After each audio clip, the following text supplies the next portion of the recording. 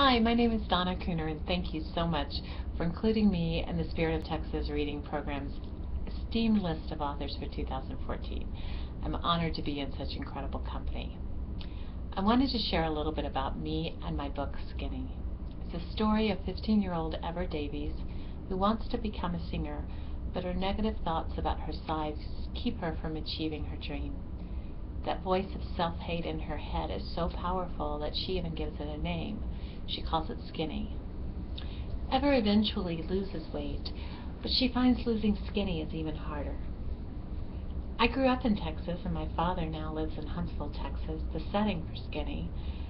And I was a teacher and a school administrator in Texas before moving to the beautiful state of Colorado, where I live now. Teachers and teaching have surrounded me for as long as I can remember. My father was a coach and a teacher, my mother was a school secretary, and of course I swore I would never go into education. I wanted to be a marine biologist because I grew up right near the Gulf of Mexico. Unfortunately, that isn't the best career choice when you spend most of your time on a boat throwing up over the side. I guess you could say I became a teacher because of severe motion sickness, but the truth is, it probably was always my calling. I began my teaching career as a kindergarten teacher in a very poor school in central Texas. It was conveniently located downtown between a mental hospital and a funeral home, and it was over 100 years old. I was 20 years old at the time in the basement with 33 5-year-olds.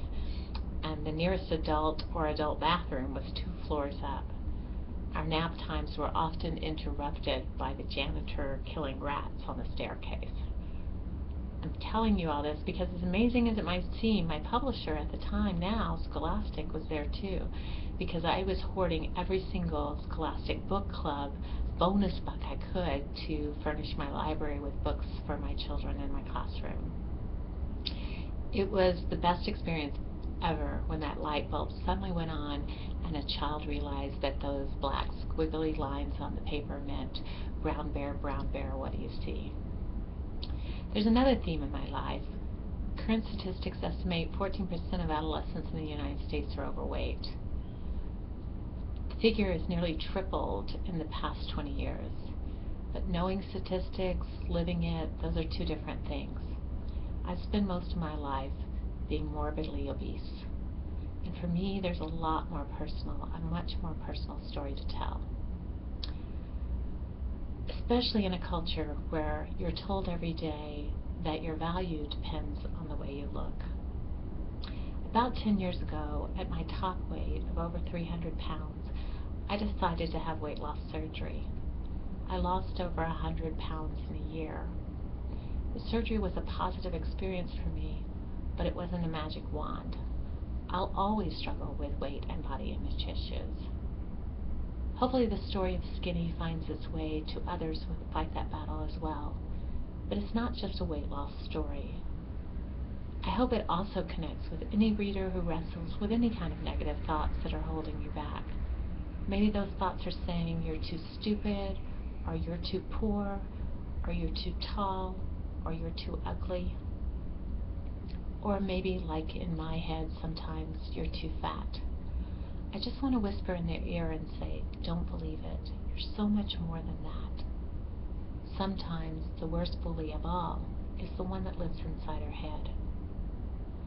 There was a moment in time when the idea for Skinny first appeared, and strangely enough, it combines both the educational theme in my life and the obesity theme. As a university administrator and now teacher of teachers, it's my privilege to sit at the podium and preside over graduation. A couple of years ago, while listening to the graduation speaker, my chair broke and I ended up in a heap of regalia on the stage floor. There was a collective gasp from thousands of people that were watching, and I was completely mortified. Later, I sat trembling on the new chair, blinking away my embarrassed tears, thinking of every feeling fat moment in my life, and there were a lot of them. When I eventually told friends and family about the incident, after all, it's a great story, they were horrified for me. Eventually, I laughed, and they laughed too, a lot, because bringing a sense of humor is also something that's important to me. When we finally stopped giggling, they all said, "You have to write this down in one of your books one day." And so I did. You'll find it in chapter 4. There's something else you'll find in this story, and this is a bit of an insider information. You'll notice that I'm wearing a silver necklace around my neck that's a small elephant. And elephants play a big part in the story of Skinny. On the week that I sold my first novel, Skinny, my writing group sent me a present, and inside was the necklace that I'm wearing. I took it out, I put it on, and I rarely take it off now. This necklace was so important to me and so special that I actually wrote it into the story of Skinny in the last edits. So if you read Skinny, and I hope you do, if you look for the necklace, you'll find that elephant somewhere in the story. So thanks again, and I am forever grateful. I hope to talk to you in person sometime this year.